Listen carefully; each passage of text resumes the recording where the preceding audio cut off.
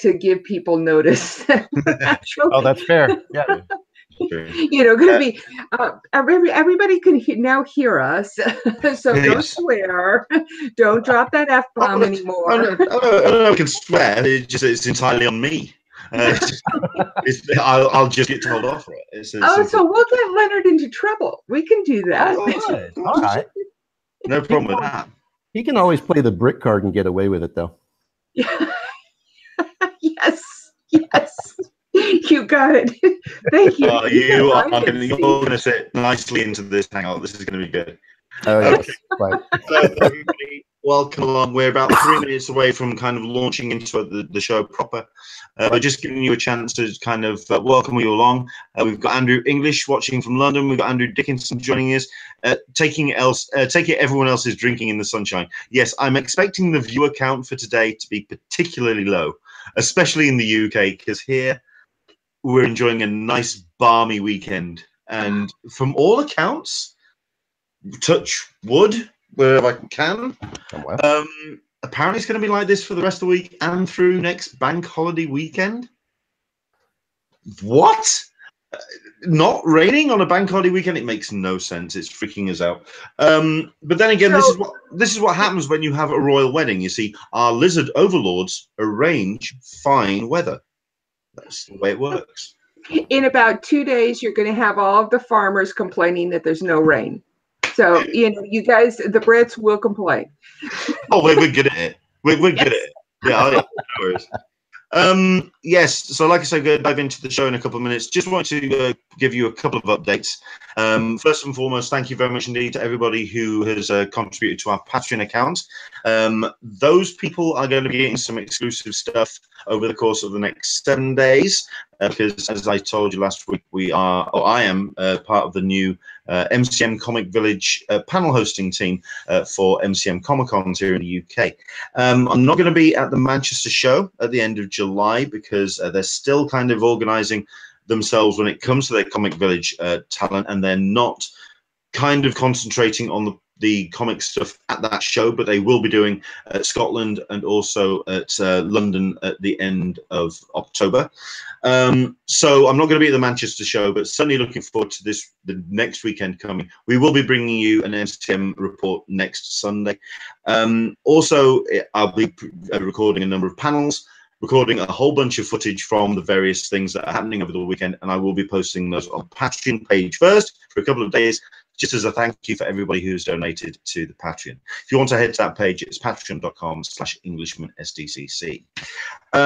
What else was there? I was also going to talk to you about the possibility of adding Michael P. Since you're going to be doing a live broadcast from MCM next week, I was going to talk to you about adding Michael P. As a guest and talking about the Save Expanse.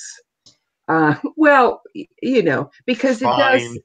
Well, it is a huge thing, and it really does seem to be taking over. We'll get into that later on in the show, but that was something else that we may end up doing next week, just for our viewers. But it's all been about Funko on the forum this week. Yeah, hasn't it just? Just to let you know as well. I mean, we've been also planning our shows between now and July when it comes to our final ones, because I mean we've been looking at the schedule of this thing.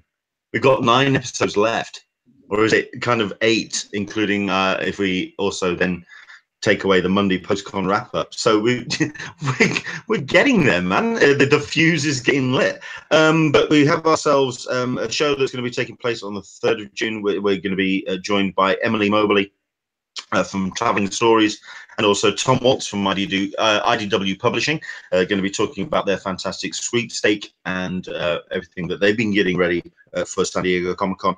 And then on the 10th, we've got ourselves a mega show, as we're going to be joined by a whole raft of people. Do you remember when we used to do the hangouts and we used to have like 8 people on and everyone was moving really jerky because the bandwidth couldn't keep up? We're doing that again.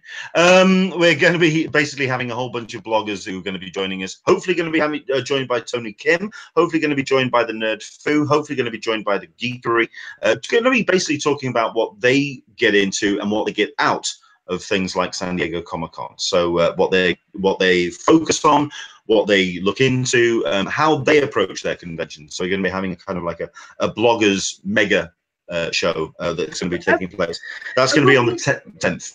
And looking at it as a preview, you know, what is Tony Kim going to be bringing? What is the Geekery going to be bringing? You know, what are they focusing on? So we'll get an idea about. We're not going to get any deep secrets because you know we're talking to other bloggers here.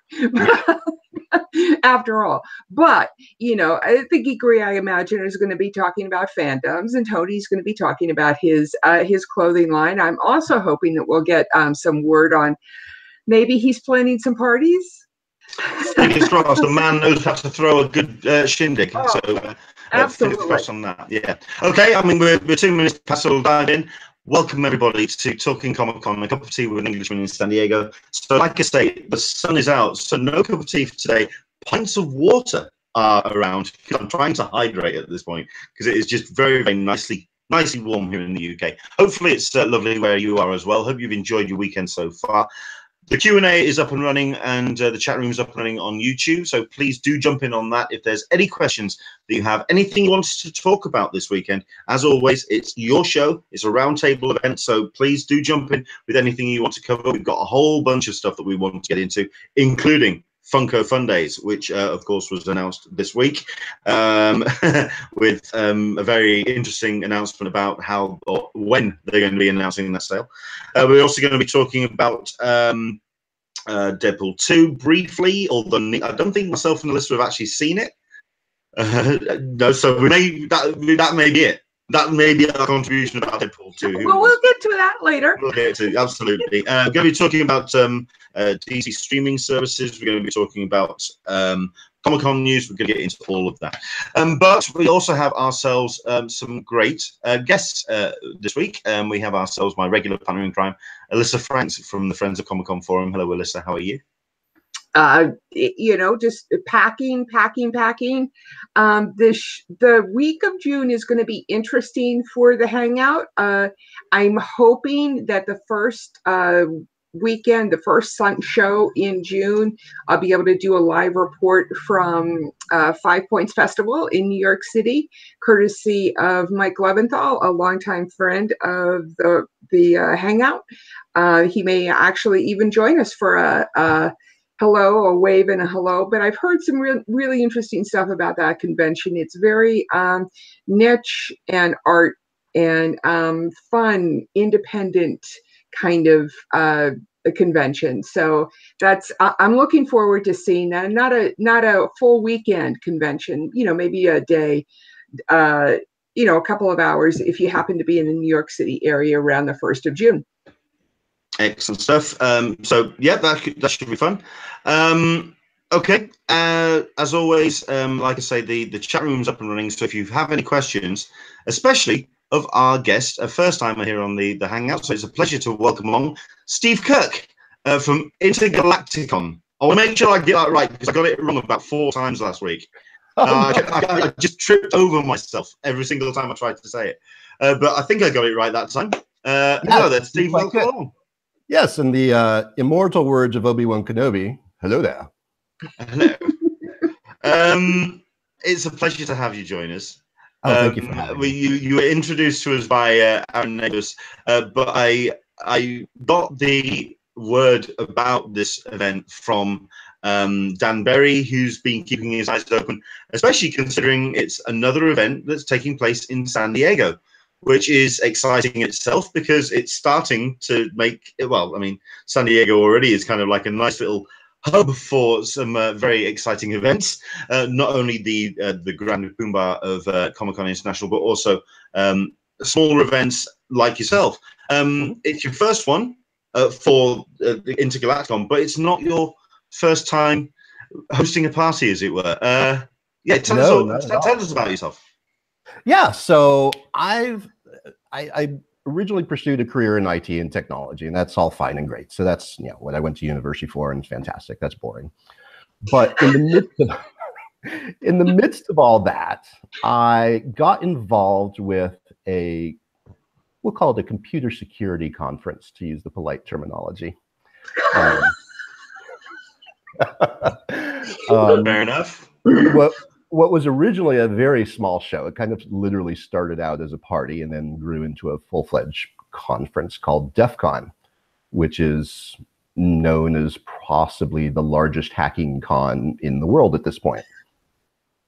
And I got in, I guess you'd say, on the ground floor. I met the guys running it. I went to it, oh gosh, back in 1995, I think it was the first time, and got roped into it for about 20 years after that. So I had the pleasure and the experience and the learning opportunities of growing something from a party into a con from back in 95, we were about 150 people to where it's now over 26,000 people attending. And we've gone through the hotels and the parties and the contracts and the food and beverage and the attendees and the hotel rooms and, every small detail you can think of and all the growing pains that goes along with that, which are fun and interesting. And really, really enjoyed doing that. You don't do that for 20 years without really enjoying it.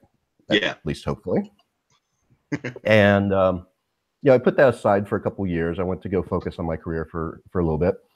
And then a couple of years ago, I stepped out of corporate life, feeling much better now. Thank you very much.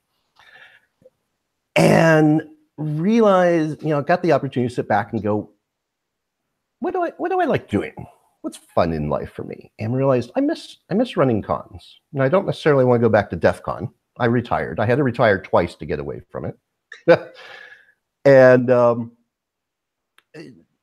spent a number of months just kind of considering what are the options. And one of the things that came up in talking with people and folks I know and looking around is there is a huge nerd community here in San Diego. No, really? I have noticed. You do have to look under a few rocks, but it's there. It's there. Trust me. And it was pretty obvious that there was a pent-up demand for something else other than San Diego Comic-Con. Even, in living here for over 10 years, how many locals have I talked to that said, oh, I don't even bother trying to go anymore. It's so hard to get a ticket. It's so crazy. It's so this, it's so that. And it's not to discourage people going from Comic-Con. I think it's a fantastic event. You go because of the people almost more than anything else, right? It's the energy of being around all these fans and it's almost going to a club with a great DJ. You get so much out of it. It's almost like a symbiotic environment that way. It's just thrilling. So looked around, did a lot of research and said, there's no kind of mid-tier fan cons here in San Diego. Number of small ones and love those, and those are fantastic, but nothing with kind of a bigger, broader appeal, although nowhere near Comic-Con. So kind of ask yourself, well, why not? I don't know. That's a good question.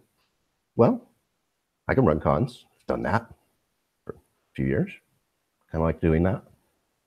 Let's give this a shot. Let's see what we can do here. So, part of why we're doing it is kind of why not? But a lot of it is the community has been telling the people involved with this, that they're ready for something else. They're ready for another thing that they can go attend. And so we've been working really hard to design this as not just a con, quote unquote, but more of an experience, something you can go do for the weekend, maybe even make it a family outing, making it family friendly, having some fun with it. It's more than just speakers and exhibitors and artists, but we want to do parties and events and contests and make it as interactive as you want it to be. And, it's kind of a cliche tagline, but, we do want to make it for fans by fans. I think the thing that interests me is the fact that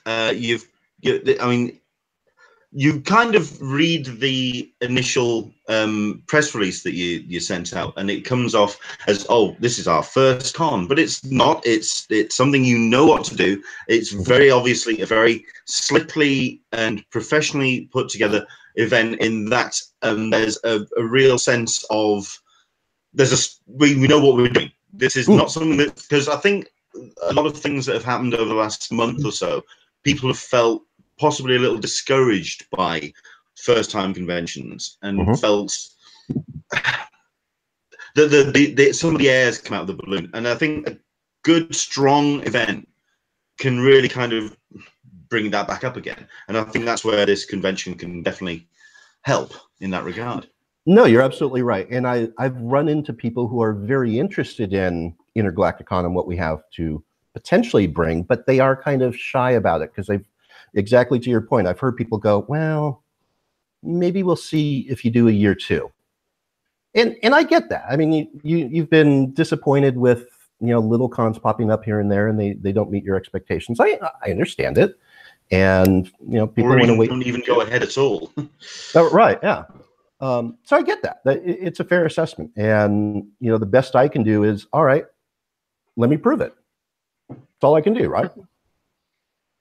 Along those lines, and perhaps this is an indelicate question, but how is the funding and how is the financing going for all of this, the first show? I have been lucky enough to be able to fund it completely myself. Oh my. Oh my. Hats off to you. Thank you. Thank you. Thank you. No, that was a really important thing for me, is it would be easy. It'd be easy to go out and let's go get sponsors and let's go get investors and partners and make other people pay for that. But that can really complicate it, especially if you look at it from a business point of view. So it was important to me that we keep the organization as simple as possible so that we can focus on the event, not on, let's say, business politics or anything else. Let's keep this about the fans and strive to keep them number one in our priority, thereby making the better experience. And thankfully, even my banker has turned out to be a closet nerd. In that I'll go down and meet with him, once a month or whatever, and be, okay, well, tell me what's going on with the accounts and this, that, and the other. He's like, you're fine, don't worry about it. So tell me what's going on with the con. He would much rather talk about the con than my money. It's fantastic. When I was looking through the site and looking through, kind of researching about InterGalactic, see, I told you, I knew it. InterGalactiCon, thank you. But you're going to remember it forever at this point. I know.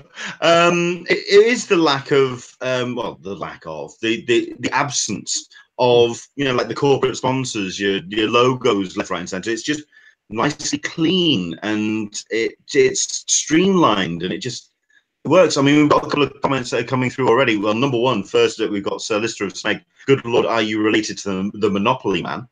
So that's number one. Number two, the monocle. I think this is probably the most insightful one. Super catchy. Self-funding has got to give you a ton of freedom for planning the event and also for curating it as well, which is, I think, the freeing thing. The other thing that I'm curious about is on the other side of the table at the moment, even for us attendees, we're starting to get a sense of the politics and the machinations and the money which comes with kind of getting a talent pool behind the other side of the table. I'm guessing your experience when it comes to putting on cons can allow you to have a way of maneuvering those waters. But how have you found dealing with the Comic-Con side of politics on the other side of the table? How's that gone? It's been a learning experience. But in truth, it's not been as difficult as one might expect. And maybe that's just been in my approach to it, which is I'm not doing this from a corporate point of view. I'm not doing this from a money point of view. I'm doing this really, I'm trying to provide something back to the community, right? I'm a huge believer in building community and being part of it and doing what we can. So in doing that, you know, going out looking for talent, for example, I very specifically looked for talent to bring to the con who really like engaging with their fans. And those people have just been a dream to work with. When I first went into this thinking, oh man, you know, talking about some Hollywood celebrities and how hard is this going to be, and it could be months of negotiations and contracts. And, you know, truth be told, the first person I signed, we went back and forth on email for about 2 days and said, okay, let's sign it. Nice. Wow, that would really? Okay, fantastic. Great. This is going well so far. Was it also a question of when you approached them, it was a case of, okay, we don't just want you to kind of show up and kind of just sit behind a table. We want you to interact. And is there any, has there been any questions along the lines of, okay, what panels would you like to do? Or what sessions would you like to do? I'm guessing there's been a lot of back and forth in that regard. A little bit, yeah. And yeah. I've really made it as much as possible their option to talk about what they want to talk about. Since I've already kind of determined and found out and researched that they love interacting with fans, well, then they're going to be the expert on what their fans like. So don't let me sit here and say, I want you to talk about XYZ. You tell me, and you know what your people like to hear about, and maybe you'll gain some more fans as a result of this with everybody else in the room. So I've tried to be very open and let people pick their own topics and pick their own direction. The one thing if I've provided any guidance to anyone, and it's a request, not a demand, but if you can work into, you know, your presentation something about how you were inspired in your career, how you've inspired others, what you do. This speaks to fandom in large, as we're all inspired by something to be the nerds and the geeks that we are. And talking about that more openly just builds even more community among all of us. That's fantastic. I've got a couple more questions. Have you got anything you want to ask Alyssa? While we're bouncing backwards and forward? Well, I mean, you've talked. Who was the first guest that you signed? You tell us a nice story. Oh yeah, no, that was Claudia Christian from Babylon 5. Oh, nice, wonderful, nicest lady in the world. Oh my gosh. If anybody hasn't, and longtime viewers will know that I am a huge Babylon 5 fan. And as a matter of fact, I think, just to digress for a moment, I believe Amazon is streaming all 5 seasons of Babylon 5 shortly for free. And so I'm not even sure if you need to be a Prime member. I'm not sure how that works regardless. But you can go and see Claudia Christian at InterGalactiCon. One thing I did notice on your URL, just if people are looking for it, there's only one C, so Galactic Con. There's no.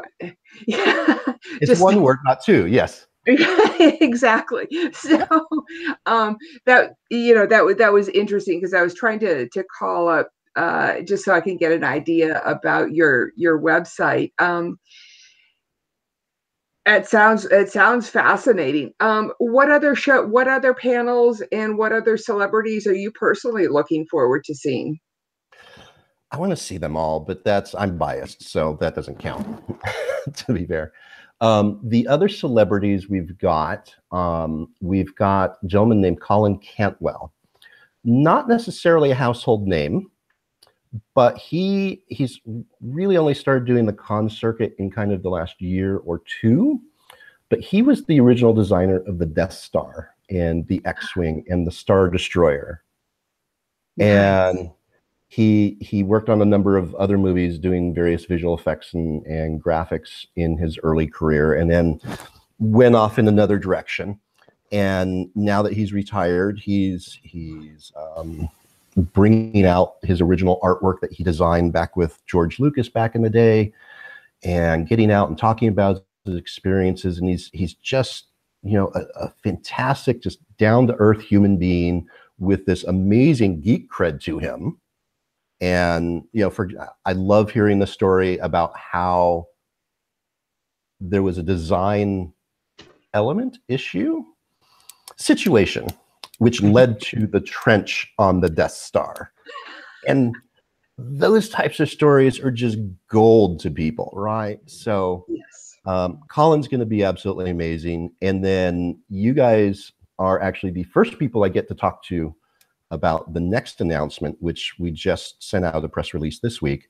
But we are doing a mini reunion from the sci-fi show Eureka, if you remember that. Which I'm a fan of, and yes, I spotted that on your schedule, and I thought, yeah, that's cool.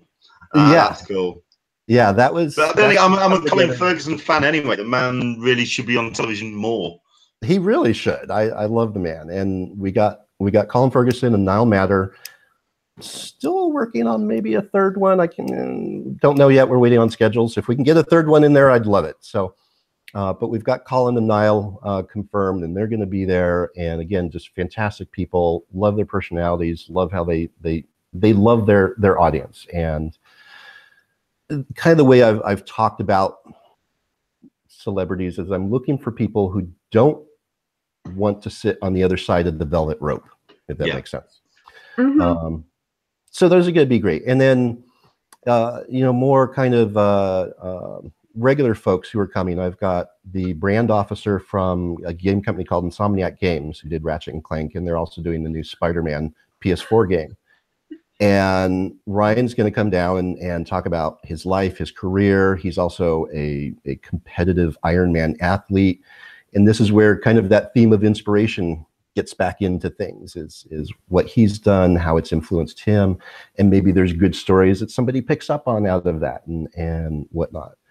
We're doing a music panel. I've got a couple teachers flying in to do a panel talking about how they use their fandom in the classroom to teach kids. Cool.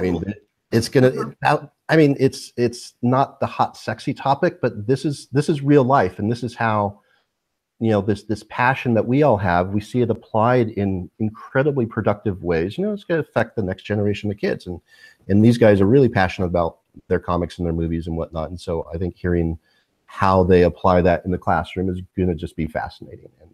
And plus the fact that with the kids, it's our, since we grew up as geeks and had to hide it and kind of got bullied a little bit by it. It's our responsibility to make it a little bit easier on the next gen.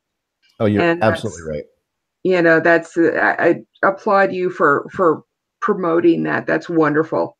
It's one of the things I think San Diego CCI does so well with their incredibly generous kid policy to attending this show.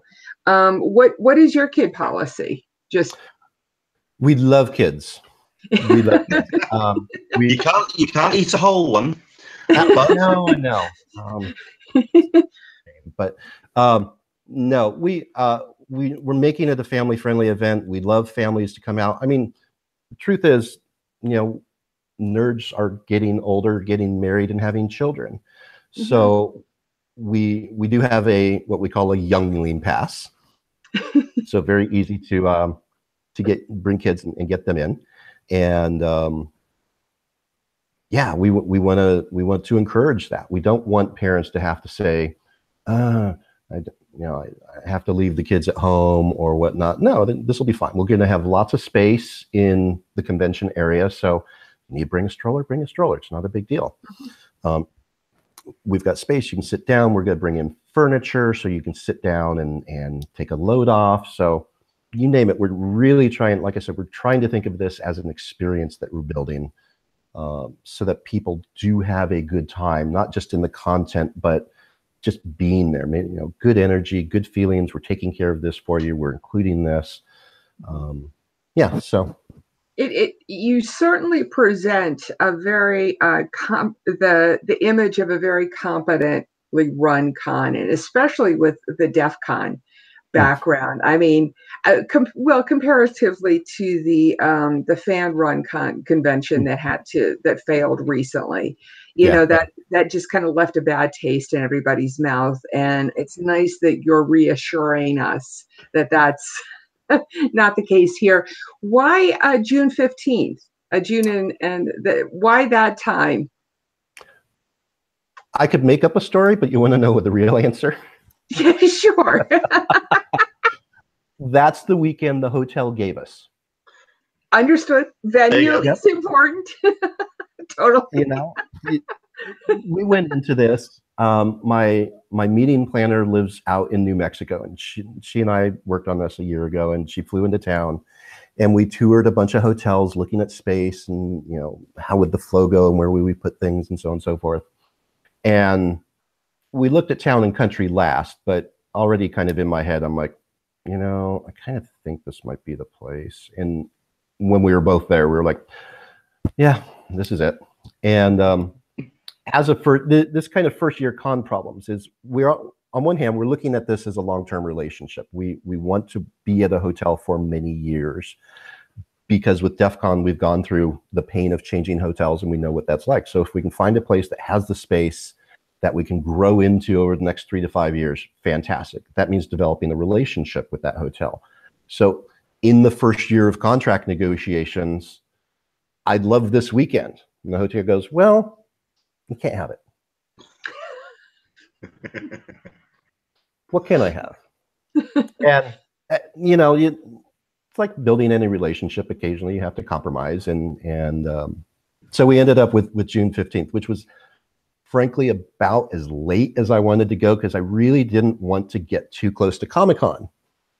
But what we have been able to talk about, at least, is it's close enough that for the cosplay community, for example, InterGalactiCon can kind of provide you a good beta test of whatever you're planning for Comic-Con. Nice. Come out, give it a try, get out there. It sits nicely in between San Diego Comic-Con and also San Diego Comic Fest as well. It kind of is this nice little window of conventions. Yeah, but again, we dealt with this in DEF CON and whatnot for years as well. There's tons of other cons, and how do you fit yourself in the schedule in the right place? And sometimes you have control over it and sometimes you don't. But it worked out magically this year. So I'm been pretty okay with the date so far. Excellent. I wanted to ask you as well. I don't think we, as certainly myself and Alyssa, that attend comic conventions for, say, the artists, talent pool, etc., we sometimes don't recognize enough. I mean, we obviously see it at every convention's cosplay and also gaming as well. Is that something that you were interested in beforehand, or is it something you've had to learn developing relationships and getting into the whole community of cosplay and gaming? So I've been a gamer since Pong. Oh, so there you go. That's one of them sorted. Right. Yeah. And prior, my last career in corporate life, even though I was in IT, is I spent 15 years working in the video game industry. So I speak gaming. Yeah. Cosplay, I've been learning about. I was familiar with it prior to this. And so one of the things I've kind of done to help myself in those areas like that is I've built, I like to call it the Guardian Council, but an advisory board. Bring in people I know and trust that also represent the demographics we're trying to hit. And kind of goes back to the cliche of for fans by fans, but bring in fans to help advise and guide in what are the things we should do. So I've got a lady on the council who is a huge cosplayer, and she knows people and they know people and so on and so forth. And she's helped organize the cosplay contest we're going to have. And she even brought me this idea of, hey, it'd be great for the cosplayers if we had a repair room. Yes. I'm stunned more conventions don't do this. I would never have thought of that on my own. And she brought it to me. I thought, I've got the space. I've got a room I can set aside. It basically costs me nothing to do, and yet gives so much back to those folks that, okay, I'll go buy some spare material and hot glue guns and Velcro, and why not do this? This is a fantastic idea. We'll do that. I've also heard cosplayers talk about changing areas. Have you addressed that at all?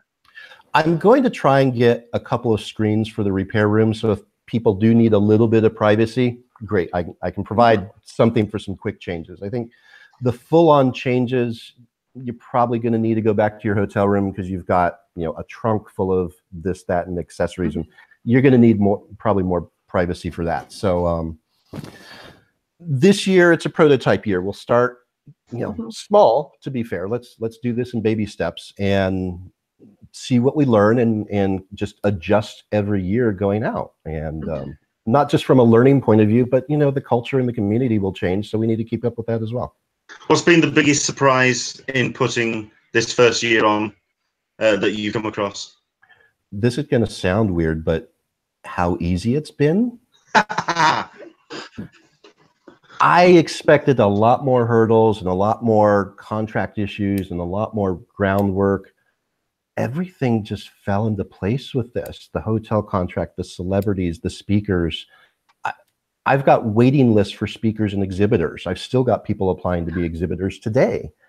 And I'm floored and I'm flattered. And I have expanded the exhibitor space a bit and tried to fit in more tables because so many people are interested. Man, if I can get more exhibitors and artists in here, so how do we figure this out? I've got to do this somehow. So I'm guessing the challenge would be then that, we've seen it with some conventions that they have, we've seen convention culture grow and expand and really balloon. I'm guessing the challenge for yourself really is a case of, okay, it's year one. Let's calm down. Let's make this one work. We have absolutely had this conversation. Then you have the temptation to just kind of really let it fly. Oh no, you're absolutely right. And from day one, we've talked about, here's all, the universe of possibilities, and these will be all fun and fantastic and fascinating. And we're so passionate, we just want to do it all. But we have stepped back and said, you know what? I love that idea. That's better for year two, because you do still have to think about year two's got to be better. So we can't go too far over the top in year one. You're going to make your life harder down the road. So we have, we do have a 3 to 5 year plan on this. So we have talked about, all right, let's pace ourselves. This is the prototype year. So let's test it out.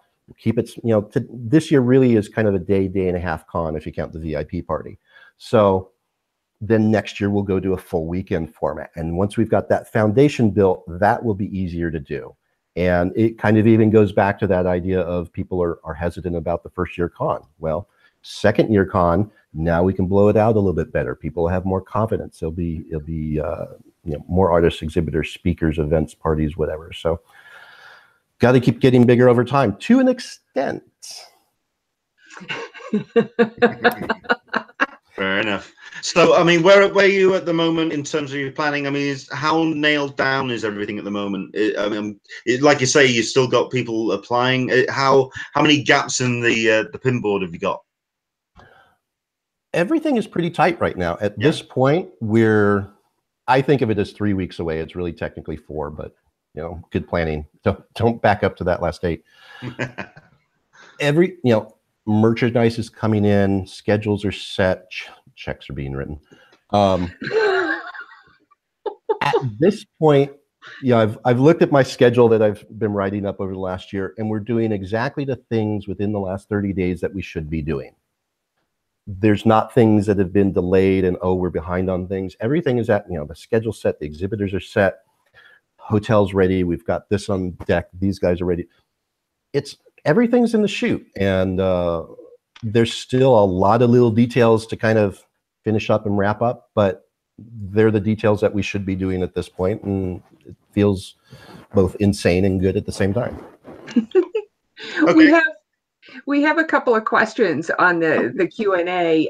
Dan Barry is asking whether or not, with regards to the Eureka, whether or not Felicia Day and Will Wheaton, if you've contacted them and any possibility of their attending. I would love to have them on, and I've thought about Will Wheaton a number of times, and that actually goes back to my, you know what, he'd be better year two. You got to build up to that.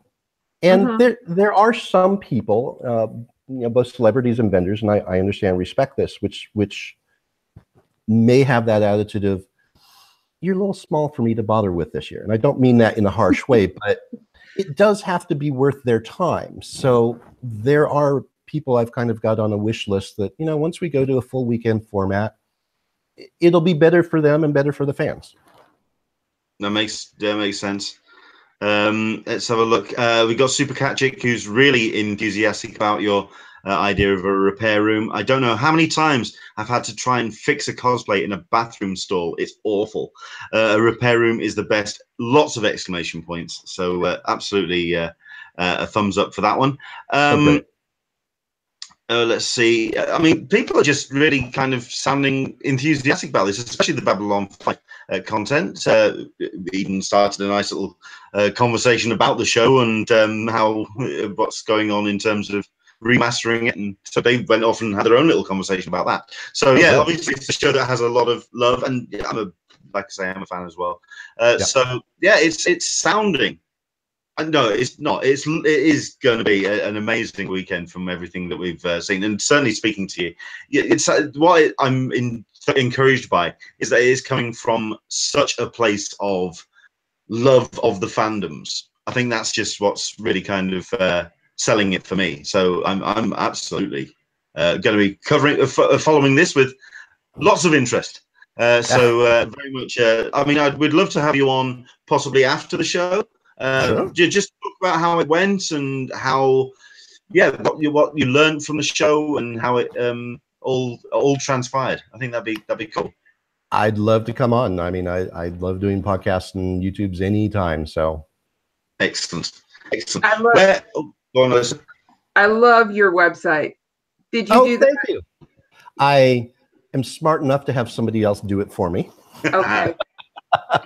But it was, that was a big concern of mine, both in branding and the website was, and you touched upon this earlier, Leonard, which is I needed this to have a certain air of organization and professionality, but not in a corporate way. It still had to be fun and exciting and interesting and passionate. So finding that really interesting balance point between that, the folks I got to work on all that, just we found out they were also closet nerds, and they got so into it. And the first comps they showed us, I brought my counsel in to look at everything as well, and the first comps they showed us, we were just, that's it. You guys get it. So it kind of goes back to everything's fallen in places. We found the right people to help out with this, and it's.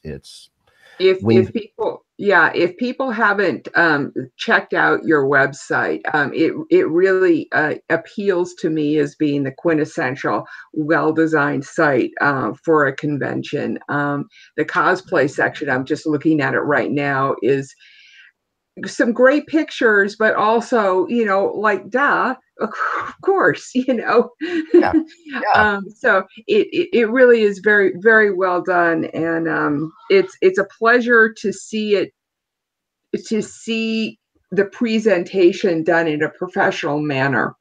And I think that addresses what you were talking about earlier, is that you wanted to start small, but solid, and it seems like a really solid convention.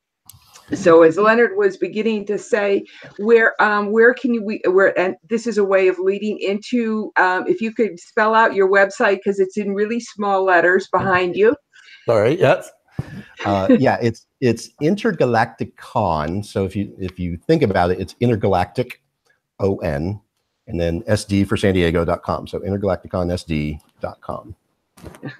And where would be the best place to kind of keep a track on things as they're announced? Is it the Facebook? Is it the Twitter? I mean, is there a kind of dominant social media that you kind of are looking at covering? I probably do a hair more on Facebook than Twitter and Instagram, but when we do make announcements, we try and make sure it's across all three. So Facebook just sometimes tends to be a little bit more interactive and easier to post to. Fair enough. Yeah. Excellent stuff. I mean, I'm really down for this. I think it's going to be a great show, and I wish you all the best, sir. And I think it's going to go fantastic. And so once again, do check out that website. That is InterGalactiCon.com, and also check them out on their social medias. What's the social media for Twitter, for example? Twitter is different, but Twitter is IGC_SD. Mm-hmm. There was a character limitation there. That's unfortunate. Fair enough. But then it's InterGalactiCon SD on both Facebook and Instagram. Brilliant. So that's June 15th and 16th at the Town and Country in San Diego. I think it's going to be an amazing show. Steve, it's been a pleasure talking to you, sir. Thank you very much indeed for coming on. Oh, thank you for having me. It's been so fun, and I look forward to talking after and maybe there's a pint or two when you're out here in San Diego. Sounds like I'm down with that. I'm down with that. When it comes to having you back, I'll have a pint glass for you. Oh my God, it's got branded. I'm sold. I'm so sold. The man's got branded pint glasses. I've got one for you too, Alyssa. Don't worry, I got you covered. Okay, the pair of us have got our branded San Diego Comic-Con mugs. That's fine for a hot beverage. The man's got branded pint glasses. I'm in. I'm so sold. Okay, fantastic. Steve, thank you very much indeed for coming, sir. And have a great show. Thank you guys so much. We'll talk to you later. Bye-bye. That was cool. It sounds like a great Sir Lister of Smeg. We're going to have to message him. Do you have shot glasses? You see, this is the priorities we're going for, man. Silicon Valley Comic-Con had shot glasses, and I have to say that bailed me out of a particularly bad situation when I was camping, because I was just like pouring alcohol into this. I had nothing to measure it with. So, see, I mean, it's okay. It's okay getting branded mugs. It's okay getting branded tiki mugs. Pint glasses. Come on, it just does what it says on the tin. Fantastic. I had a pint glass from one convention that had something in the bottom of it. It had like a dark liquid. It had a dark. They intentionally did this at the bottom of their pint glasses. It was really, really annoying. So don't do that. If anybody has that idea for a pint glass for conventions, don't put something in the bottom of it. Fair enough. Okay, that was a great chat with Steve, but let's crack on then, because we've got plenty of stuff to talk about when it comes to the rest of the show. Thank you very much to everyone who's jumped in on the Q&A. We do have a bunch of things that I think we kind of missed, so it's great that we're kind of catching up on stuff that you want us to cover. First and foremost then, as covered by the unofficial blog over the course of this week, I know that, Alyssa, you're saying that a lot of people are talking about Funko Funday. Surely this came up on conversation as well. Exclusive autograph lotteries at San Diego Comic-Con. Oh boy. So yeah, this was something that was spotted by an eagle-eyed either follower of the official blog or indeed a member of the team itself. It's a page that has been created. It is basically what it says on the tin. It's going to be your exclusives. Mostly it's going to be like stuff that's arranged and organized by San Diego Comic-Con, and also a number of autographs. It is going to be done on an online lottery basis. Very similar to New York Comic-Con, I suspect, but also similar to what they introduced at WonderCon. What's been the conversation on the forums, Alyssa? What's been the general consensus?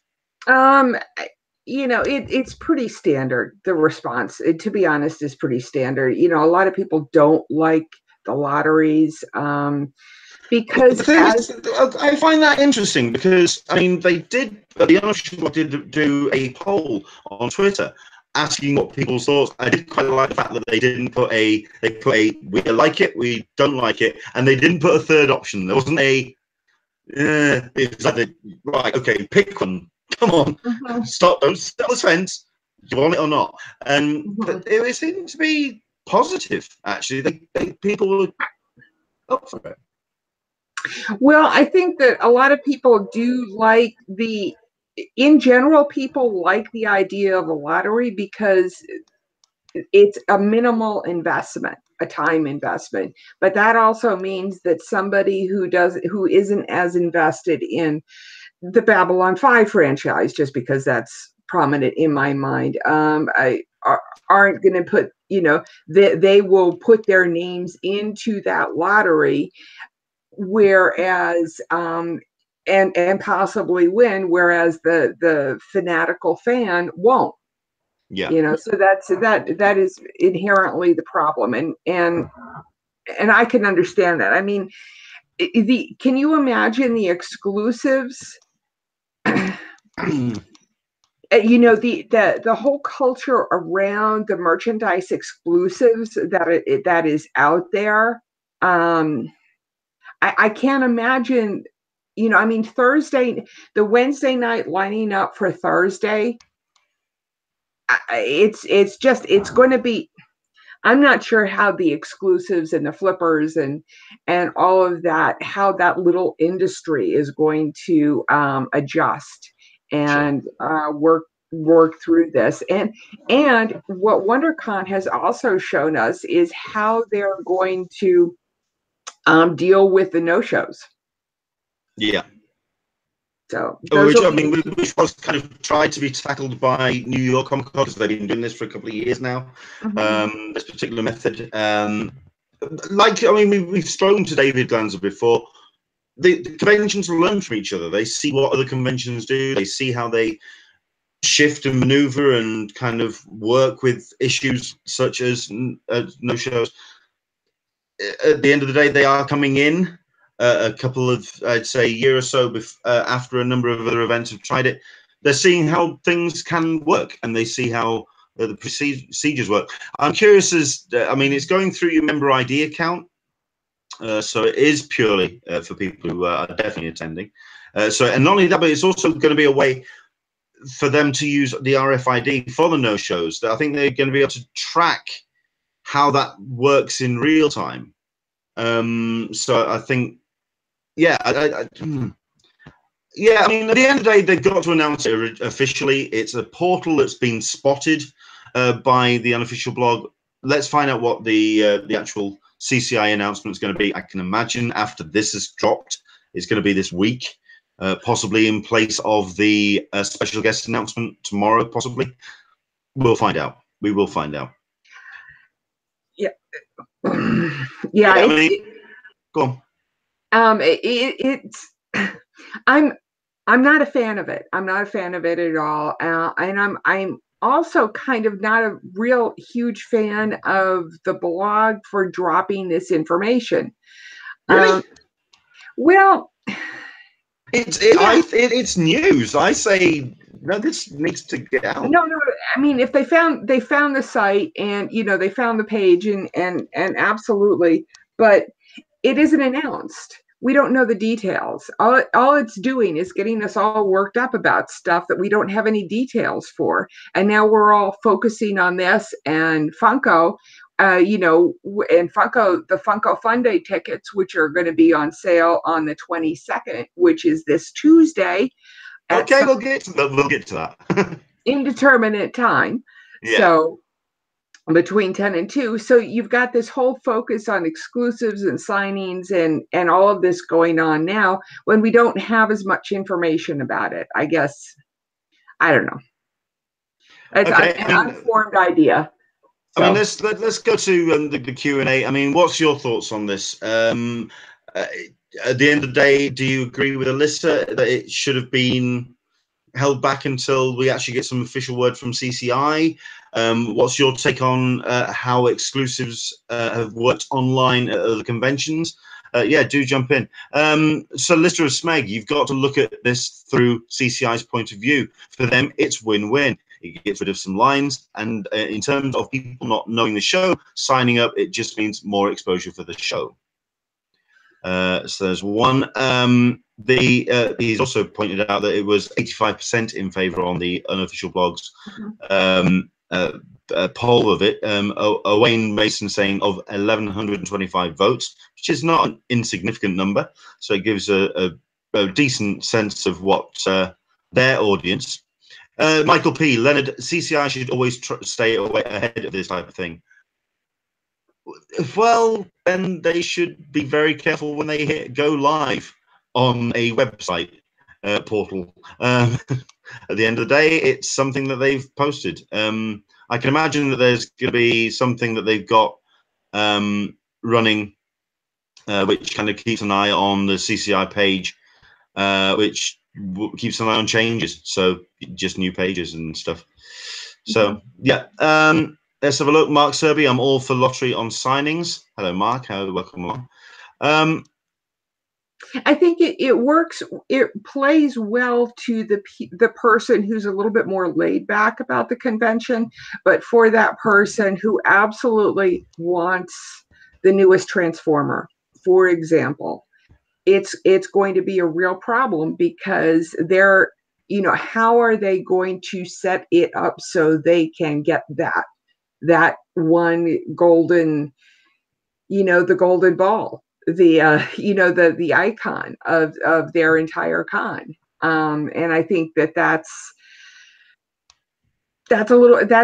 hard, to kind of take that back from people where, it used to be where if you put the effort in, you would be able to get your thing, whatever your thing is. And it's removed that.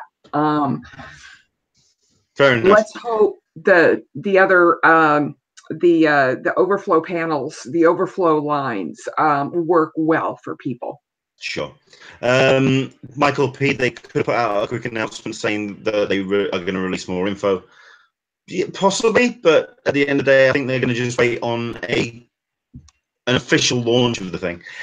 Super Catchic, I like the idea of an online lottery for signings and exclusives. Con nerds are going to find something to stress about regardless, so I'm not going to be too hard on the unofficial blog. So, Lister of Snake, you also have to factor in the cheaters really want it to, even if it is just a scalp. Yeah, I think at the end of the day, I think we've always had this opinion that you don't hate the game. What's the phrase? You just there's gonna be players out there that's just going to really kind of work every angle, whatever happens. So yeah, an online lottery is nice, but it means more people are trying for something. Your odds in winning something is actually worse. I'm kind of reminded of the New York Comic-Con recent, was it last year, when they did the online lottery. Before the actual lottery happened, people were positive and excited about it, and then the lottery actually happened and less people got what they wanted, and all of a sudden people weren't so positive anymore. So who knows? Right, okay, so that's that. The other, well, let's dive into this one then. Funko Funday, which was tweeted out a couple of days ago, that their general sale is going to be taking place on the 22nd of May. That's this Tuesday, at an indeterminate time between 10 a.m. Pacific and 2 p.m. Pacific. Oh my word. Okay, thanks for that. Thanks for that. I mean, considering that in previous years, it really has been a case of the sale starts and sold out. Am I wrong in that kind of time approximation? It's been about... Yeah, it's been like that. What this reminds me of, this 10 to 2 slot, it reminds me of how CCI used to sell their badges with no announcement. At least Funko has given a window of announcement, number one. So this is like thankful. They're doing it to save their servers because they're worried about crashing, which I totally get. And number three, this reminds me of the Mondo drops of old, when it was going to go on sale sometime before, you know, and you can pretty much guess that it was going to be at 11:30, you know, plus or minus 15 minutes. So you know, you knew when to start refreshing. You know what? If they hold off until 5 to 2, bravo. The brass balls on you to do that. Oh, that would, yeah, that would be brutal. Because at the end of the day, you are going to have Funko fanatics. I mean, that's a 4-hour. That's blocking out 4 hours out of your Tuesday. Yep. The other thing, I mean, I would love to start a pool, you know, a 5-minute pool. You know, of okay, are you going to take the 12 to 12:05 slot? Are you, you know, no, I want the 12:10 to 12:15 slot. Yeah. I'm waiting on the tweet that basically turns around and goes, 5 minutes after the sales happened, I just went to the toilet. I literally I bent over to pick up a mug, and they'd sold out. It's gonna be brutal. Let's have a look. It's don't hate the player, hate the game. Yes, yeah, that's the one. But if the player cheats, hate all you want. It's very true. Super catchy. When I heard about people waiting a day or two in lines and other people walking off the marina and cutting off in front of them, that's when I changed my mind. I think that's going back to the business of lottery. So, Lister of Smeg, it's going to be 10. Okay, that's very bold to say out. I don't think that's going to be the case. I don't think it's going to be straight off the thing. So, Lister of Smeg, I have your money right here, and it's gone. So yeah, it's going to be like that. At the end of the day, though, I mean, let's talk about it, and let's not take it away from the stress of anything or getting the actual tickets. But at the end of the day, let's talk about the actual event itself. If you've seen the videos from the last couple of years, you know it's a hardcore mental event. Think baby metal for little bobbleheads. It's rock and roll. I mean, I was there for a sliver of the night, and I got just a wave of it. And yeah, they go all out. They treat you nicely. They wind you up. They get you in the mood, and they put on a show. So it's for the money. I mean, people are asking whether I mean, it's $140. I'd say it's worth it. Especially if you are a fan of a rock and roll experience, and that's what Funko absolutely provide. What I liked about how they organized it, not last year, but the year prior, is that everybody got something. You know, yeah. Everybody got the box of fun. Everybody got the, you know, the this, the that, the prototype. Yeah. So it was evenly spread out, which they had not done in the first few years. I quite liked the idea that you kind of like you were weaved through a couple of like little intro sections where you kind of like you spin the bottle, or you know, to like throw some dice and you can win something, and everyone's getting G'd up, and I just went, this is brilliant. This is just so much fun. And this was at the end of a very, very long Friday as well, and everyone was just jazzed.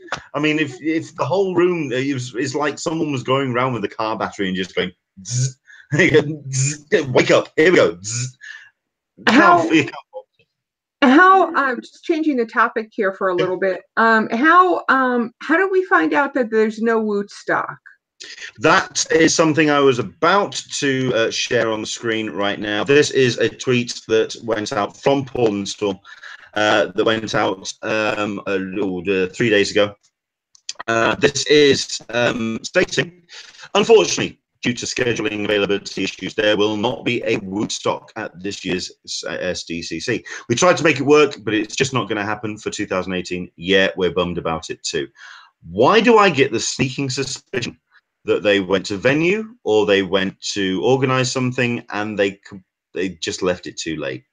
Why do I get the feeling there was just this? Because at the end of the day, this is something that you would book at venue 5 minutes after the last one finished. I get this feeling that this was just a case of we'll be all right, we'll be fine, and they've gone to venue and the venue's just gone, nah, it's booked already. You're too late.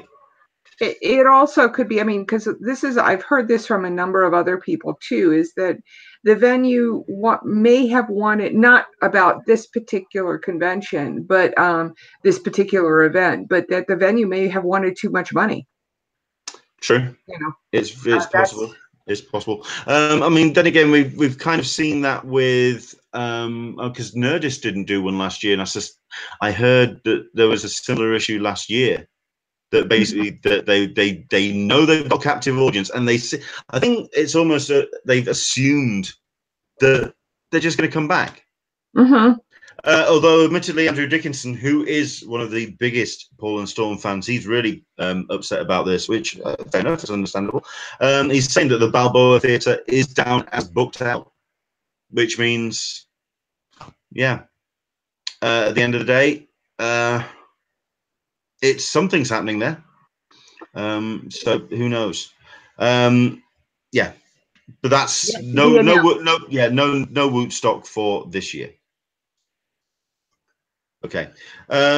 What else do we want to quickly talk about? When it comes, okay, well, we'll talk about Stan Sakai. Oh no, I was going to actually jump forward one, if you didn't mind, because I want to talk very quickly about the special guests. Sticking with the San Diego Comic-Con thing, we'll do that first. This is basically off the back of the 11th wave of Comic-Con guests that were announced on Monday. This was the guest Yoshi Takata. Oh, dear me, I'm doing an Alyssa. Sorry.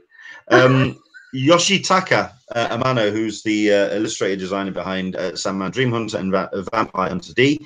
You got Scott Shaw, who's one of the original San Diego Comic-Con organizers, and basically will have a lifetime ticket and invite to San Diego Comic-Con until he keels over and dies.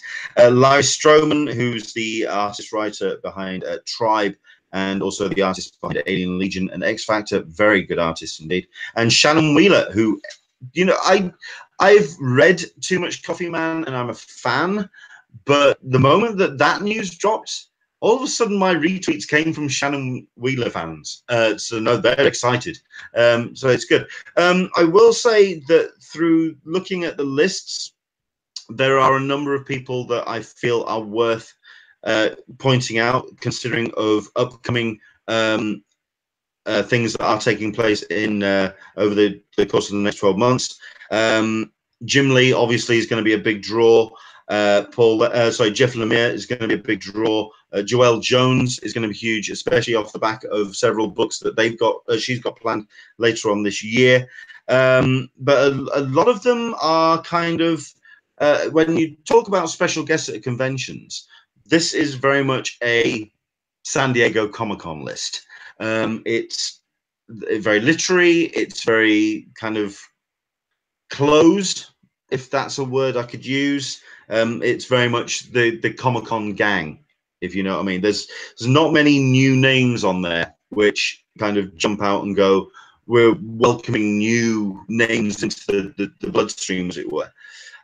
So, for example, you've got your Trina Robbins, you've got your Corey Doctorow, you've got your Mark Bernardin, you've got your Raphael Albuquerque's as well, but on the other side of the coin, you've also got your Sergio Aragons and your Marc Evanier. Taking nothing away from those talents, at the end of the day, they are legendary for a reason, and they are San Diego Comic-Con special guests for a reason. But yeah, I wanted to just kind of bring those up purely because it's a nice little list. It's maybe nothing to kind of go woo about. A couple of people are out wondering if there's going to be any additional special guest announcements. I suspect you're going to get just one or two additional names thrown into the mix further down the line. So there we go. Right, Alyssa, shall we talk about this announcement that came out of Comic-Con Revolution in Ontario? It's about Stan Sakai. Stan Sakai, absolutely. Yeah. I had not seen that until you posted it earlier today, so I'm not very familiar with it. Aside to say, he's one of the sweetest gentlemen out there with his book, Yosagi Yojimbo. If people haven't watched it, it is, I believe we're into trade paperback number 20 some odd at this point. And is definitely, he's on the noisy end of the convention center, usually with his booth every year, and has a plethora of original artwork and available for sale, as he does sketches and signed copies of his previous trade paperbacks. Definitely a gentleman to chat with. If you've read his stuff at all, he's usually at the table, and highly recommended. He's a sweetheart of a guy. So that's my intro to Stan. Is he? You had mentioned that he's got a Joe Kubrick Distinguished Storyteller Award. It is. It's actually part of a bunch of stuff that's been announced that has come out of this. I mean, the main headline from this particular thing, it's a brand new award that's been allocated. Let's basically just bring this up. Sorry about this. Let me find my script, as it were. So yeah, it's the Joe Kubert Distinguished Storyteller Award, designed to recognize outstanding comic book creators who exemplify both Joe Kubert's artistic talent and his commitment to nurturing the comic book community. Alongside industry award icons Eisner and Kurtzman, we now have the Joe Kubert Distinguished Storyteller Award, brought to us by the team at Atomic Crush events that organize Comic-Con Revolution. Stan Sakai has brought, this is Andy Kubert, his son, the recognized artist himself. Stan Sakai has brought his own ongoing legacy to our field that will be looked upon for generations to come. He's a perfect choice for the first Joe Kubert Distinguished Storyteller Award. I cannot think of a better and more qualified artist to be the first recipient. Dad would be humbled and proud. Yeah, I'm excited about this, because any way that we can honor and recognize talent in the comic industry, especially those that are just enduring legacies, I've no problem with that.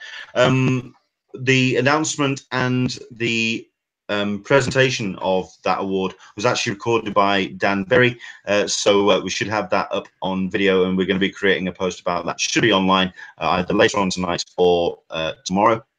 So if you are wanting to see the presentation, we'll be having that up on An Englishman in San Diego in the next 24, 48 hours.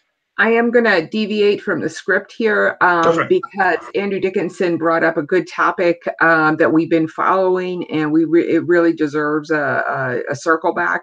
Go for it. Stan Lee. Yeah. Wow. Really? Hats off to him. Well, you know, I mean, we've been following the Stan Lee saga. He took back his Twitter feed, and it's been great. I've heard a lot of very, very positive things about his Twitter feed. Like, it really sounds like Stan Lee now. But the other thing, that his announcement that he's selling his that he's suing his company POW for $1 billion. For $1 billion. Yes. Yes. It's a nice chunk of change. Obviously, this is in response to the whole issue about who controls his name, who controls his image, and that seems to be what's being sold. He's being the likenesses and references to his name, and putting his name to things, which I'm going to be bringing it up next week, because there's Stan Lee's Lucky Man. You've got a couple of other things that have got his name attached to it. Are those now under threat? Were they done without his true and full knowledge? Yeah, there's a couple of projects there which I'm going to be keeping an eye on. When it comes to actually his Twitter feed, while that's him on video right there, full respect to you, Stan. It's great to have you back. I've said on numerous occasions the man is technically legally blind. Who's typing for him? That's what I want to know. I just want to make sure that he's protected. I get at the end of the day. I do know that he's still having issues with his Facebook page, so that's going to we'll try and organize. Andrew Dickinson asked us if we can get the lawyer on from last year. I don't think she was a lawyer. I think she was reporting on the CCI legal situation, but it would actually be really kind of nice to get drawing a blank on his take on the Stanley. It's coming. No. Okay. Well, we're going to move on to the media show, but that's a great idea, Andrew. And, about getting somebody else on to talk about this, because that would be certainly of interest to people. Regardless, wow. Can we just say upfronts? Yes. It's safe to say that it's been a roller coaster of emotions this week. It's been something else. Obviously, we've had a couple of shows which have been fighting for their lives. A couple of shows which have fought for their lives and won, kinda. I mean, we were talking last week that Agents of S.H.I.E.L.D. was still waiting and that we would be hearing word about that on the Monday. We did. However, it's getting a truncated season. Instead of 22 episodes, 20 episodes, it's now down to 13. It also, interestingly, the announcement that came, they said that it's not going to be the final season. It's just going to be the next season. They worded it very carefully. I think also because they didn't want a bunch of Agents of S.H.I.E.L.D. fans to come and burn their offices down. But at the end of the day, it's back. So we'll be having another season of Agents of S.H.I.E.L.D. Admittedly, we're going to have to wait until, is it summer 2019? Was it? Yeah, 2019, I think, is when the season's due. When I talked about it last week, I did talk about the fact that I felt, and I believe there was actually some announcement, a panel sometime, that Agents of S.H.I.E.L.D. served the purpose of keeping the momentum interested in the Marvel branding while the films weren't on the big screen. So they had the films out, and then Marvel's Agents of S.H.I.E.L.D. kept the kind of the paddles going underneath the water and kept the boat moving. I suspect now that Marvel feel that they don't need that support, and that Marvel's Agents of S.H.I.E.L.D. now to just stand on its own 2 feet, and yeah, they've kind of shrunk things down. So that's where we are with that. We've also got ourselves the moment that a show was announced as being cancelled or renewed, social media just went at it, especially when it comes to those with saving shows. Timeless, Brooklyn Nine-Nine, The Expanse. The Expanse has had an army of people coming out of the woodwork, which has just been incredible. I mean, what's been your take on that, especially with people like Michael P. doing his efforts? I mean, what was your thoughts when you heard about the plane going over LA? Well, I'm going to back up here a bit and kind of just go start from the beginning on all of this, because I had kind of worked out a different dialogue about it.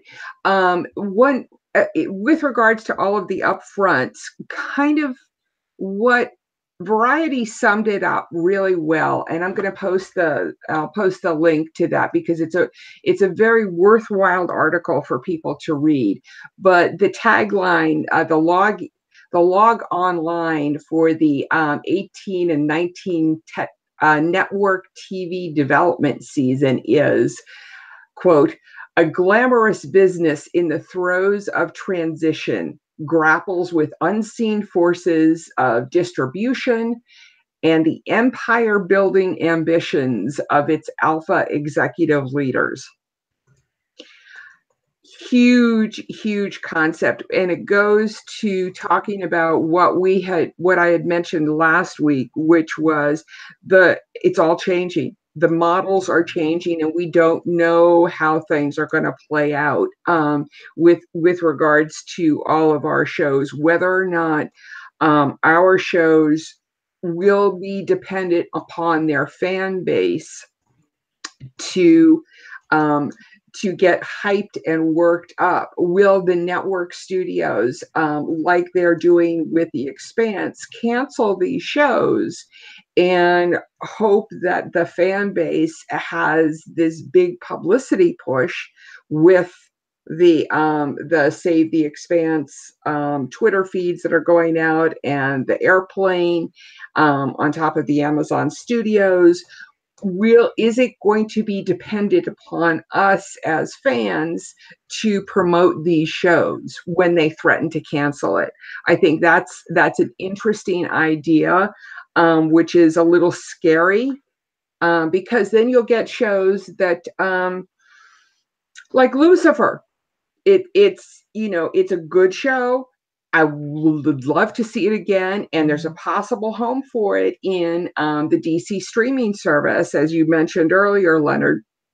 But is that what we're going to see going forward?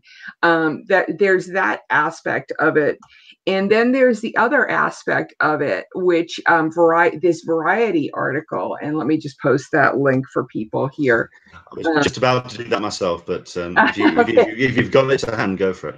I do. I did. Which the Variety article talked about is that shows are a lot more networks, and the mucky mucks, the higher people, the bean counters in the network series, they're more dependent upon, they're more focused on what the international replayability is for some of these shows. So consequently, those numbers only work out if they own a show. So I believe, and I don't quite understand how this all works, so people can, help me here. But I believe that if Fox Studios, Fox production company, creates a show and it airs on Fox, then they'll get a lot more money than they would if they were to buy a show from an independent studio. So you've got a lot of the upfronts looking at who made the show, as opposed to the Nielsen ratings. So, in regards to San Diego Comic-Con, and also to other conventions as well, and I'm going to put this to you guys on the Q&A and to yourself, Alyssa. Does this mean that we're going to be seeing less money being pumped into promotion of shows by the traditional old school media, ABCs, MCM, Sony TV, etc., the people that we would traditionally see on the floor? Or was the indication of Amazon and the amount of money they pumped into San Diego last year and the year before, is that now going to be the people that we're going to see more at San Diego? I don't think we can know that answer. It's going to be really, really interesting to see how this plays out, because you've got these dynamic forces pushing and pulling against each other, and the changing landscape, and there is no network television as we know it is changing, and will, with the fractured and the lack of viewers to the big three, because they're being pulled away into the sci-fi and the TNTs and the Amazons and all of the other shows. I don't think that we can find it. I mean, people would love that answer. I mean, we saw Netflix on the floor for the first time last year. I'm curious as to whether we're going to see a Amazon Prime booth. We're going to see a CBS All Access booth. Maybe not CBS. That might be a bit of a stretch. I think we're going to see DC. I think we're going to see a dedicated area for the DC streaming service. Because they are. I mean, they've already announced the titles that they're going to be bringing out. They are going to be pumping. They've seen the money that's coming in. I think we may even see a Disney streaming service booth. I think this is. You're right. It's going to be an interesting. I mean, we've got Andrew Dixon. There wasn't a huge amount of WonderCon from the networks. The only things that I saw was episodes shown, including Lucifer. We're seeing individual IPs, not the companies anymore. Mm-hmm. So it will be interesting to see what the WB brings, what the in-booth signings are, what how they respond to all of this. It's going to be fascinating to see what where this goes from here. And there certainly are a lot of people who would love to know the answer to this. So I'm wondering if we're going to see more fan-sponsored events at the show. More, for example, with The Expanse, and Michael P. has been shopping.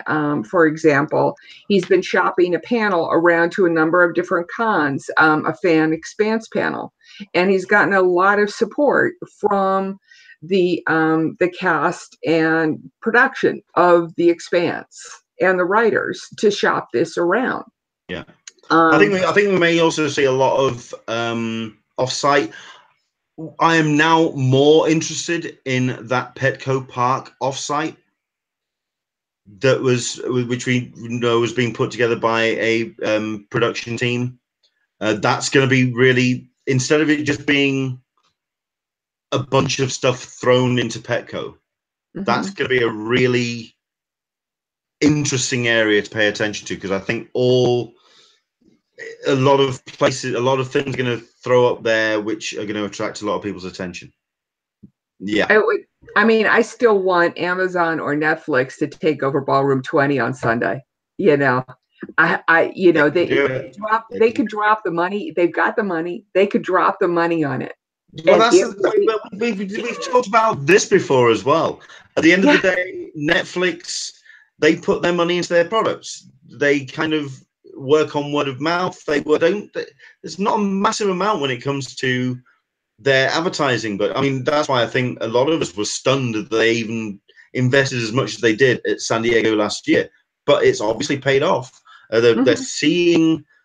I think maybe in a couple of years ago, they didn't have that advertising budget to hand, and they were wanting to then create the content, and that was their priority.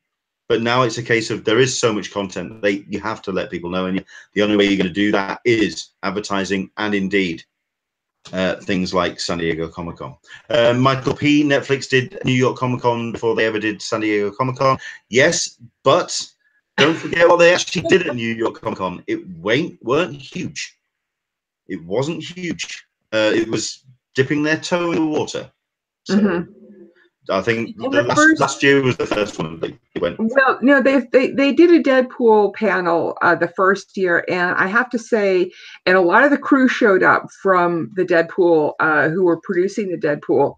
Was this not the TV show? Daredevil. Sorry. Daredevil. The Daredevil. They did but the cast, not familiar with doing shows at all, doing panels at all. Fair enough. Yeah. Okay. So they got out of the stage, and it was rather funny. But they did do just one show. Like I said, Andrew earlier, I think that Andrew Dickinson said with WB, aren't they the producers of the show, not the broadcaster? So there's more of them selling the big four than the big four, and that's where my knowledge fades and fails. But this Variety article, I'll repost that just for people to get, and remove the dot and put in a. They are a broadcaster. It's WB. They have a production. They have an area, because not only that, but don't forget that Warner Brothers, at the end of the day, they're part of a corporate entity. It's not. There's various other arms to that. No, I think there's an area there. I'm quite liking the comment from Celista Smeg as well. I think a couple of more streaming services trying to get your attention will be good for the con attendee. And at the end of the day, that's what this podcast is all about. So let's talk about that. More variety and nice swag. Yeah.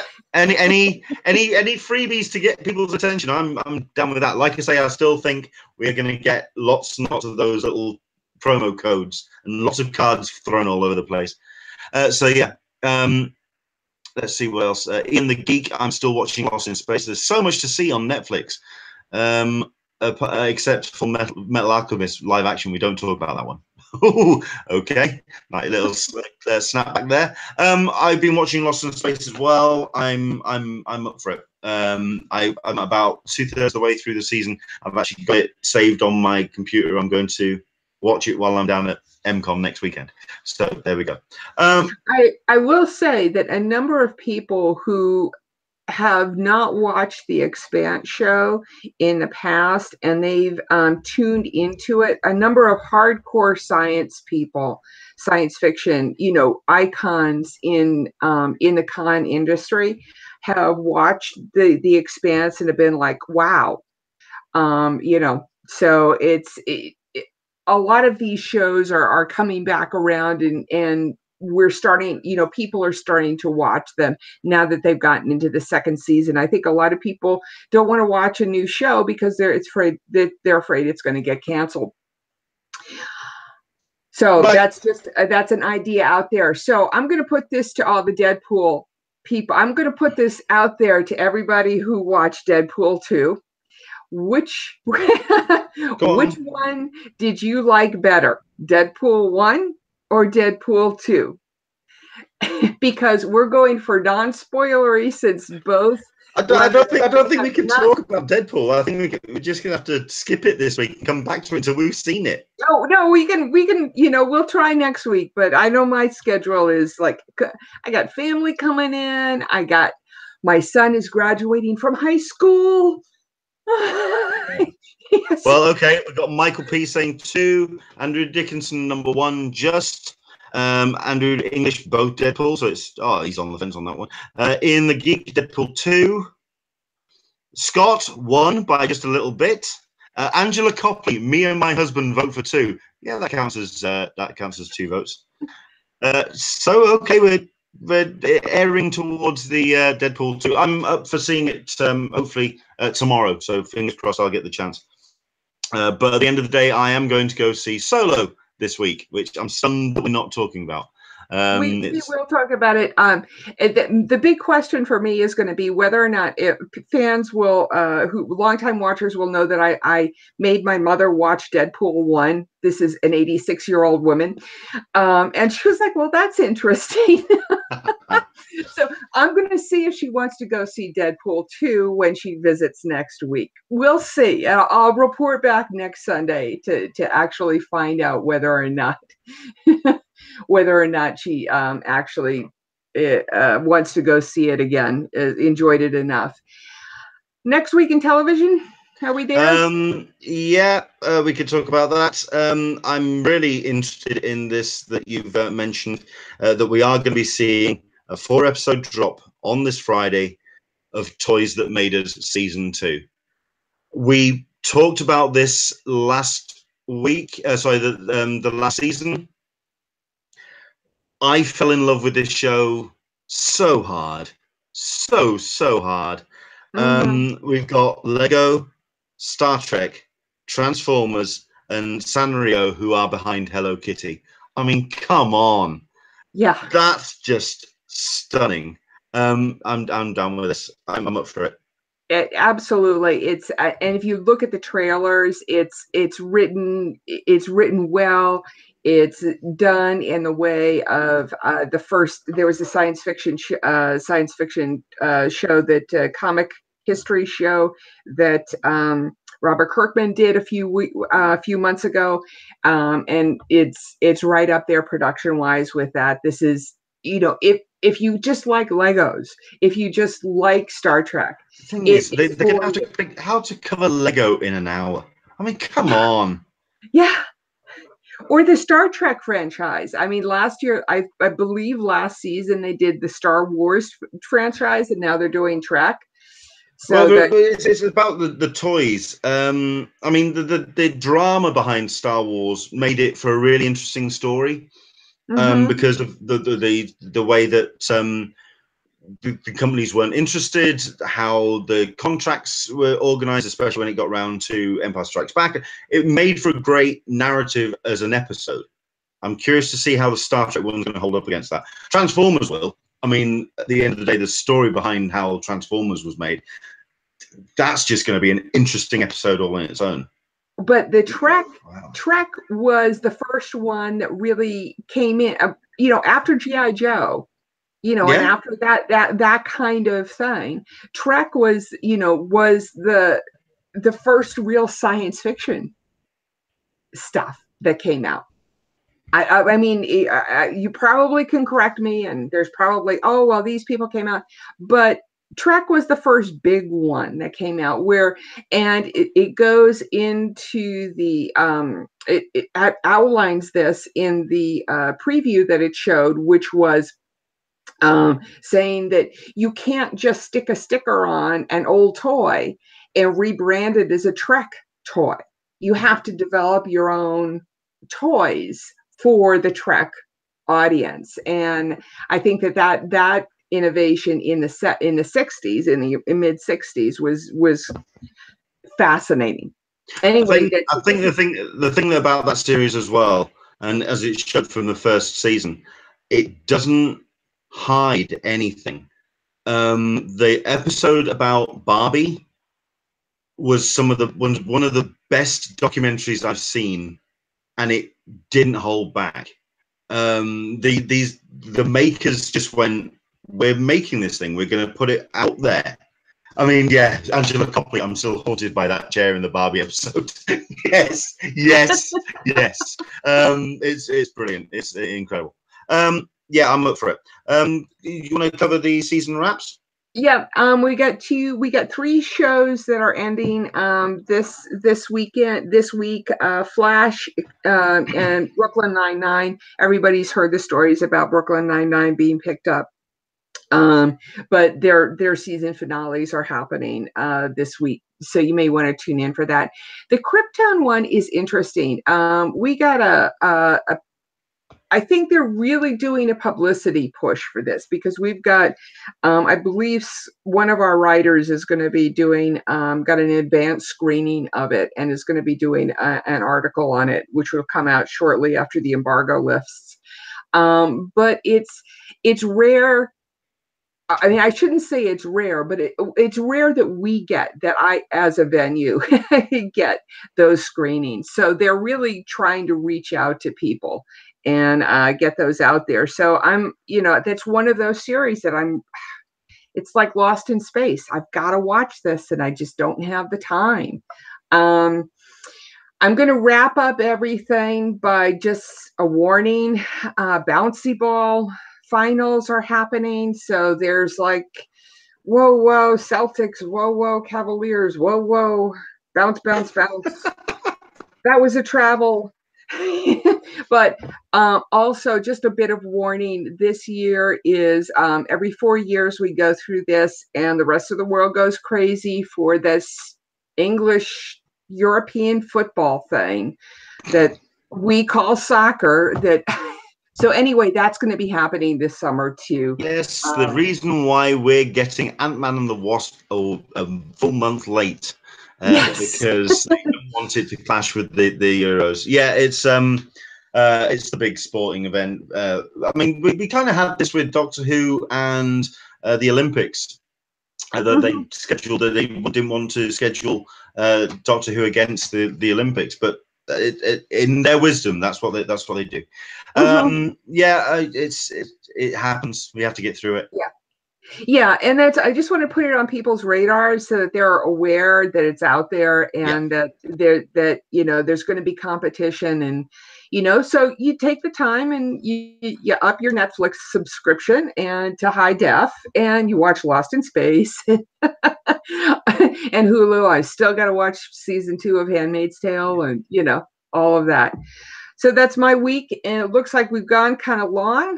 Yeah, just to wrap up with just a couple of things. Number one, about the Funko doc that's coming out on Netflix. The reason why I haven't really mentioned it is because at the end of the day, I'm a little bit ambivalent because I don't know if it's coming here in the UK. I know that it's dropping this week for the US market, so hopefully Alyssa will get to see it, or we'll find someone who gets to see it and give us a bit of a report on that. So we will be talking about the Funko doc next Sunday. Also, just one very, very quickly thing. Thundercats Roar rocks. Deal with it.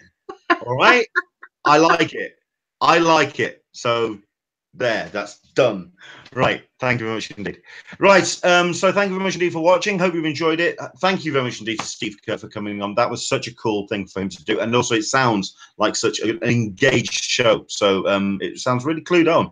It sounds turned on from the word go. I mean, that's usually you'd find that down the line, and it's hitting the ground running. I mean, that's so cool.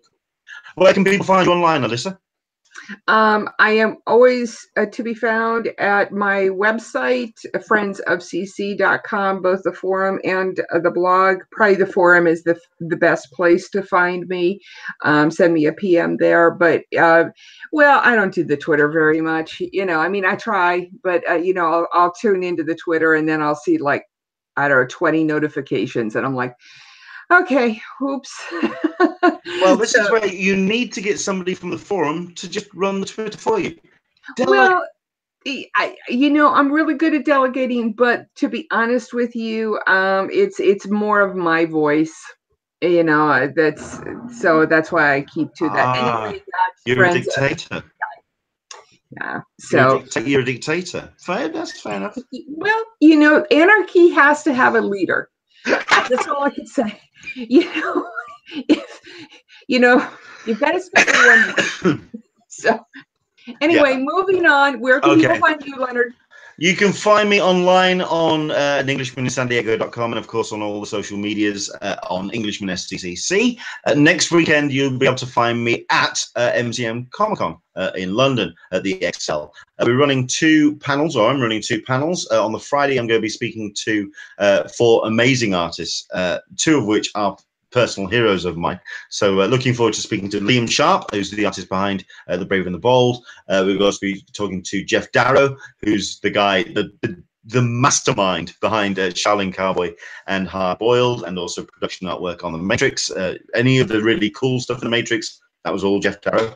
We've got Ken Lashley, who's the artist behind Black Panther, and we've also got Matteo Scalera, who's the artist behind Black Science. It's going to be an interesting panel, and that's going to be on Sunday afternoon. And then on Friday, we actually got our own kind of dedicated panel for an Englishman in San Diego. It's going to be an incidental episode joined by myself. Mike Serby is going to be on the panel. We're also going to be joined by Mary Franklin from Repop. We've also got 2 of the big guys from MCM who's going to be joining us, and Ivy Doom Kitty cosplay is going to be talking about the relationship between fandoms and conventions, about the breakdown of the line between the talent pool on the other side of the table and the people coming to see people at conventions, how conventions have evolved over the last 10 years. I think it's going to be an interesting conversation. We are going to record it. We are going to stick it up on the Patreon. So do head to patreon.com/EnglishmanSTCC, and hopefully we'll get that sorted. As Sarita P says, good day, everybody. Good luck with Funko Funday on Tuesday. All the best to you on that. We've got some interesting shows coming up in the next couple of weeks, so do stick with us. Hope you enjoy joining us next Sunday for Talkin Comic-Con, a cup of tea with an Englishman in San Diego. For myself and Alyssa, enjoy your weekend, and we'll see you soon. Bye. Bye, everybody.